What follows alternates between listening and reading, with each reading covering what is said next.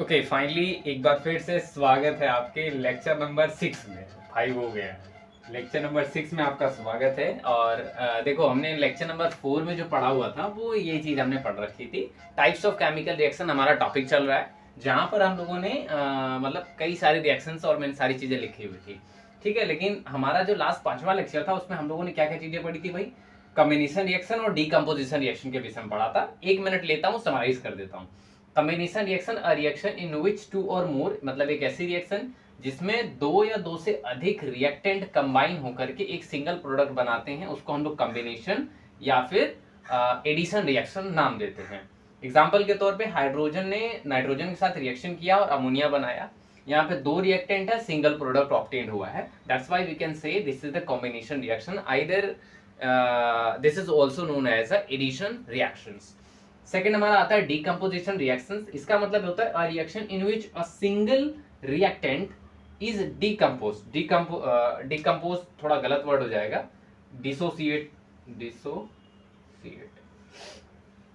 Dissociate ज्यादा सही word होगा। क्यों होगा? क्योंकि इसका मतलब ये है, डीकम्पोज का मतलब नष्ट हो जाना, डिसोसिएट का मतलब टूटना। ठीक है ना? तो अगर कोई भी एक चीज है, अगर वो टूट करके दो या दो से अधिक बन रही है, जैसे यहाँ पे ये देखो, ये वही रिएक्शन है, वही रिएक्शन यहाँ भी है, क्योंकि ये रिएक्शन रिवर्सिबल है।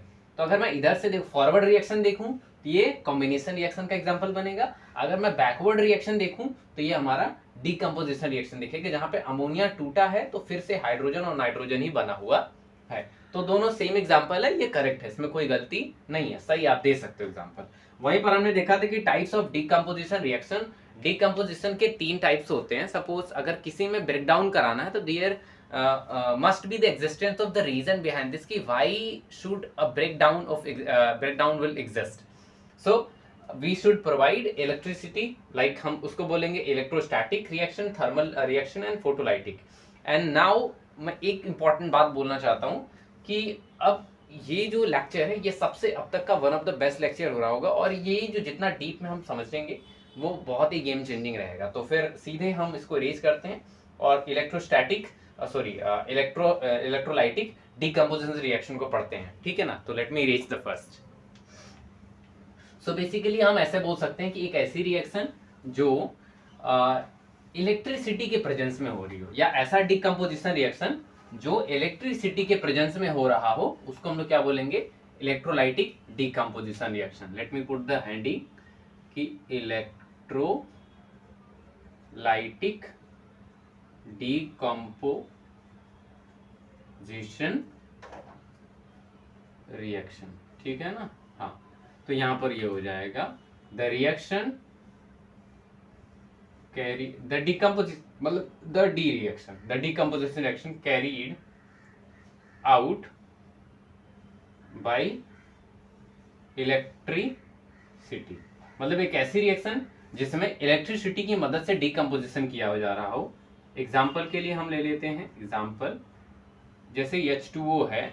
H2O में जब आप इलेक्ट्रिसिटी देते हो, जब आप इलेक्ट्रिसिटी देते हो तो ये H2 और O2 में ब्रेक डाउन हो जाता है। वैसे अगर आप देखो तो H2O2 जब ब्रेक डाउन होता है तो आयन बनता है, H+ और OH- बनता है। ये आयन, ये क्या है? आयन बना हुआ है। ठीक है ना? अरे सॉरी, हाँ, ये आपका आयन बना है। लेकिन अगर इलेक्ट्रिसिटी दोगे तो फिर ये डायरेक्टली गैस बनेगा। ठीक है ना? आओ इसको डिटेल में समझते हैं हम, ये कैसे रहा। बाकी इसको बैलेंस करना चाहो तो आप कर सकते हो। वैसे एग्जैक्टली एकदम यही चीज है। अब इसको समझने के लिए हम लोग को ना कुछ बेसिक चीजें समझना जरूरी है। पहले जैसे आयन हमें समझना होगा कि भाई आयन क्या होता है। तो बेसिकली हम जानते हैं a species which contain some charge, positive या नेगेटिव चार्ज। मतलब एक ऐसी स्पीसीज जो पॉजिटिव या नेगेटिव चार्ज कंटेन करती है, उसको हम आयन बोलते हैं। वहीं पर हमने पढ़ा था कि भाई आयन, ये क्लास 9 का सिलेबस है ये आयन। ठीक है ना? एक पढ़ा था हमने कैटायन, इसका मतलब पॉजिटिव चार्ज। एक पढ़ा था हमने एनायन, एक हमने पढ़ा था भाई एनायन, इसका मतलब नेगेटिव चार्ज। ठीक है ना? वहीं पर हमने एक और भी चीज आगे 9th में ही पढ़ी थी, वैलेंसी। वैलेंसी का मतलब क्या होता है कि किसी भी ऑक्टेट को पूरा करने के लिए कोई भी एक एटम है, ठीक है, कोई भी एक एटम है, उसके आउटर मोस्ट सेल में 8 इलेक्ट्रॉन होंगे, जैसे मान लो हमारा वाटर के केस में दो एटम है, एक तो है कि भाई ऑक्सीजन है और दूसरा है कि हाइड्रोजन है, करेक्ट है ना। तो ये 8वें स्थान पे है और ये फर्स्ट प्लेस पे है। चलो इलेक्ट्रॉनिक कॉन्फ़िगरेशन करते हैं, ठीक है ना। तो जब आप करोगे 2 और 6, इसका मतलब इस वाले में 8 इलेक्ट्रॉन होने चाहिए। इलेक्ट्रॉनिक कॉन्फ़िगरेशन याद है ना, कैसा वाला, ये वाला देखो, ये प्लस और ये वाला, ये के और ये एल, इसमें 2 इलेक्ट्रॉन यहाँ भर दिया आप लोगों ने, 1 2 3 4 5 और 6, ठीक है ना। तो इस बाहरी वाले में कितने इलेक्ट्रॉन होने चाहिए, 8 होने चाहिए ना। तो इस 8 को पूरा करने के लिए इसको 2 इलेक्ट्रॉन की रिक्वायरमेंट होगी, 2 इलेक्ट्रॉन की। तो इसका मतलब इसकी वैलेंसी कितनी है, वैलेंसी 2 है। और इसके पास वैलेंस इलेक्ट्रॉन कितने हैं, 6 वैलेंस इलेक्ट्रॉन है। तो इसके पास क्या है, वैलेंसी ये देखो 1 है। तो पहले वाले सेल को पूरा करने के लिए हमें 2 इलेक्ट्रॉन चाहिए होता है, तो इसको 1 इलेक्ट्रॉन की रिक्वायरमेंट है, ठीक है। तो इसकी वैलेंसी क्या हो जाएगी, इसकी वैलेंसी हो जाएगी 1, सही बात है। वहीं पर हमने एक और टर्म को पढ़ा था जिसको हम नाम देते हैं भाई इलेक्ट्रोनेगेटिविटी। अभी इन सभी को मैं रिलेट करूंगा, एकदम ध्यान से सुनते चलो मेरी बात को, जो जो बता रहा हूं, ठीक है। तो इस पूरी बात को ध्यान से आप सुनते चलो भाई। इलेक्ट्रोनेगेटिविटी, इलेक्ट्रोनेगेटिविटी का मतलब क्या होता है कि किसी भी एटम की वो पावर जिससे वो दूसरे एटम के इलेक्ट्रॉन को अपनी तरफ खींच सके, अपनी तरफ आकर्षित करे, उसको हम इलेक्ट्रोनेगेटिविटी बोलते हैं। मतलब the tendency of an atom to gain और attract the electron of another atom, that is known as electronegativity. तो इस केस में अगर देखा जाए तो ऑक्सीजन ज्यादा इलेक्ट्रोनेगेटिव है, हाइड्रोजन ज्यादा इलेक्ट्रोपॉजिटिव है। इसका मतलब ये इलेक्ट्रॉन को खींचेगा और हाइड्रोजन क्या करेगा, इलेक्ट्रॉन को आराम से छोड़ देगा। या फिर आप देख सकते हो पीरियोडिक टेबल में भी ये हमारा हाइड्रोजन इतने का है तो ऑक्सीजन इतना बड़ा, तो बताओ कौन इलेक्ट्रॉन को खींचेगा, ये खींचेगा, ठीक है ना। तो जब ये इलेक्ट्रॉन खींचेगा तो इलेक्ट्रॉन रिसीव, इसका मतलब क्या है, इसका मतलब क्या है, ठीक है ना। इसका मतलब क्या है, इसका मतलब एक्सेस, मतलब मोर इलेक्ट्रॉन। बेसिकली माइनस होने का मतलब मोर इलेक्ट्रॉन है और प्लस होने का मतलब लेस इलेक्ट्रॉन है, समझ रहे हो। तो जब ये इलेक्ट्रॉन हाइड्रोजन, ये हाइड्रोजन है और ये ऑक्सीजन है, तो ये ज्यादा इलेक्ट्रोनेगेटिव है, इलेक्ट्रॉन को खींचेगा, तो इसका मतलब ये माइनस बनेगा और ये क्या बनेगा, प्लस बनेगा, सही बात है ना। हाँ, तो इसको ऑक्टेट पूरी करने के लिए 2 इलेक्ट्रॉन चाहिए। तो इसका मतलब ये जो यहाँ पे आयन जो बनेगा, इसका आयन जो बनेगा वो बनेगा भाई O-2, समझे। और वहीं पर हाइड्रोजन जो बनेगा वो 1 इलेक्ट्रॉन इसके पास तो वही दे देगा, तो ये बन जाएगा H1। तो ये नोट करो आप, ये और ये वाला टर्म। 1 मिनट में देख लो कि दिख रहा है स्क्रीन पे भी कि नहीं दिख रहा है, हाँ दिख रहा है, ठीक है ना। तो ये और ये मतलब ऑक्सीजन का जो आयन है वो O-2 है और हाइड्रोजन का जो आयन है वो H+ है, ठीक है। अब मैं इसको देखो, आप रोक लो यहीं पे, अब मैं इसको इरेज कर रहा हूँ यहाँ पे ताकि और डिटेल में आपको समझाया जा सके, ठीक है ना। मैं इसको यहाँ पे खत्म कर दे रहा हूँ। अब इस रिएक्शन को दोबारा देखो, इस रिएक्शन को दोबारा देखो। अब मैं इसको हटा दे रहा हूँ, मान लो यहाँ छोटा सा, ठीक है ना। हाँ, अब इसी रिएक्शन को जो हमने ये चीज लिखी है ना, ये रिएक्शन एक्चुअली में हम ऐसे रिएक्शन, एक्चुअली में इसकी जो रिएक्शन एक और प्रकार की रिएक्शन है जिसको हम नाम देते हैं भाई, बोलते हैं आयोनिक रिएक्शन। ये अभी नहीं पढ़ना आपको, लेकिन एक्सप्लेनेशन में इसकी जरूरत पड़ रही है, क्योंकि जब ऐसी रिएक्शन जिसमें आयन फॉर्म होने लग जाए तो उसको हम लोग आयनिक रिएक्शन नाम देने लग जाते हैं, ठीक है ना। तो ये जो रिएक्शन होती है वो आयनिक होती है, जैसे H2O है, ठीक है ना। तो यहाँ पे जब ये ब्रेक डाउन होता है, 2H2O जब ब्रेक डाउन होता है तो ये बनता है 4H+ बनता है, और प्लस में 2 और -2 ये बनता है, समझे आप। ये ऐसे कर सकते हो, या फिर इसको अगर एक ही लोगे तो आप ऐसे करोगे कि भाई 2H+ बनेगा और प्लस आपका O-2 बनेगा। ये दोनों बैलेंस है, देखो 4 है यहाँ पे भी 4 है, ये ऑक्सीजन 2 ठो, यहाँ पे ऑक्सीजन 2 ठो है, ये देखो 2 हाइड्रोजन 2 हाइड्रोजन और एक ऑक्सीजन, समझ रहे हो। हाँ, तो ये दोनों रिएक्शन बैलेंस है। तो मैं ये वाला रिएक्शन लेके चल रहा हूँ, आप ये वाला भी करोगे तो उसी का मतलब दुगना आएगा, डबल आएगा, क्योंकि मल्टीप्लाई बाई 2 है। देख लो यहाँ 2 कॉमन ले लूंगा तो क्या होगा, यही ना मिलेगा। हाँ, अब इसके बाद अब हम देखो करते क्या है कि एक मतलब बीकर लेते हैं ऐसे, ये हमने बीकर लिया, बीकर में हमने ऐड कर दिया वाटर, क्या ऐड किया, वाटर ऐड कर दिया। इसके साथ साथ में हमने ऐड किया H2SO4, सल्फ्यूरिक एसिड हमने ऐड किया। सल्फ्यूरिक एसिड इसलिए हम लोग ऐड कर रहे हैं क्योंकि जो नॉर्मल वाटर होता है उसकी कंडक्टिविटी थोड़ी कम होती है। कंडक्टिव मतलब जिसमें इलेक्ट्रिसिटी जा सके, तो जिसमें इलेक्ट्रिसिटी जा सकती है वो कंडक्टिव हो जाएगा। तो इसमें इलेक्ट्रिसिटी पास करानी है तो ज्यादा अच्छे से इलेक्ट्रिसिटी जाए, तो इसलिए हम लोग ये डालते हैं। क्योंकि जब ये टूटता है तो H+ और HSO4 माइनस बनाता है, या अगर ये नहीं बनाएगा, ये पहला ये भी बना सकता है, दूसरा 2H प्लस और SO4 -2 ये भी बना सकता है। तो दोनों में से कोई बना सकता है। अब ये आयन अगर इस पानी में मौजूद रहेगा तो इधर उधर घूमेगा, तो करंट क्या करेगी, फ्लो करेगी, क्योंकि ऑल्दो करंट का फ्लो करती है जब इलेक्ट्रॉन चल रहा होता है, जब इलेक्ट्रॉन रुका होगा तो करंट फ्लो नहीं करेगी, ठीक है ना। तो ये कॉन्सेप्ट होता है, तो ये चीज होगी, तो इसकी वजह से में करंट आ जाएगा। अब हम लोग क्या करेंगे, ये मान लो हमने ऐड कर दिया, अब हम 2 टेस्ट ट्यूब लेंगे, ठीक है ना, 2 टेस्ट ट्यूब, उसमें वाटर ऐड कर लेंगे, वाटर भर लेंगे। तो हमने ये 2 टेस्ट ट्यूब ऐसे ले लिया और ये 1 टेस्ट ट्यूब ऐसे ले लिया। अच्छा मैं बता दूं, इसमें भी पानी भरा है, इसमें जो है कि इसमें पूरा पानी भरा हुआ है, पूरा यहाँ तक पानी भरा है, यहाँ तक पानी भरा हुआ है। अब यहाँ पर हमने अपना रबर कॉक लगा दिया भाई ऐसे, और यहाँ पर हमने एक और रबर कॉक लगा दिया, ठीक है, रबर कॉक लगा दिया। अब इसके बाद यहाँ से हमने इसको क्या कर दिया, एक बैटरी से अटैच कर दिया। ये हमारी रही बैटरी, मान लो 15 वोल्ट या समथिंग कुछ की, ये हमारा क्या है, बैटरी। चलो लिख देता हूँ बैटरी, ठीक है, हाँ। तो ये हमारी बैटरी होगी। अब इसके साथ साथ में हम यहाँ पे ग्रेफाइट लगा देते हैं, मतलब जो जिससे करंट हमारा फ्लो करेगा। ग्रेफाइट क्या होता है, या इसको हम लोग क्या नाम देंगे, इलेक्ट्रोड नाम देते हैं, ठीक है ना। ये वहां मिलेगा आपको, जो बैटरी होती है ना एवर रेडी वाली, जो सेल में लगता है, रिमोट में लगता है या माउस में लगता है, तो वो वाला इसका इलेक्ट्रोड है, ठीक है। तो इतना ऑल ओवर हो गया। अच्छा इसमें एक प्लस टर्मिनल होता है, एक माइनस होता है, ठीक है ना। तो यहाँ पर ये देखो प्लस वाला क्या होता है, ये एनोड होता है, तो इसका मतलब ये क्या है, एनोड है, और ये वाला क्या है, कैथोड है। सही बात है, सही है ना, हाँ। तो अब नोट करो कि इसमें जो है रिएक्शन अलग अलग प्लेस पे होती है। तो जब एनोड पे रिएक्शन होती है, इसमें जब रिएक्शन होती है तो यहाँ पर प्लस है और यहाँ पर माइनस है। तो इसका मतलब यहाँ से प्लस का मतलब इलेक्ट्रॉन यहाँ से निकल के वहां जा रहा है, तभी तो यहाँ ज्यादा हुआ है, यहाँ कम है। तो मतलब ये इलेक्ट्रॉन ऐसे ऐसे चलता है, क्योंकि देखो करंट जो होता है वो एक लूप में चलता है।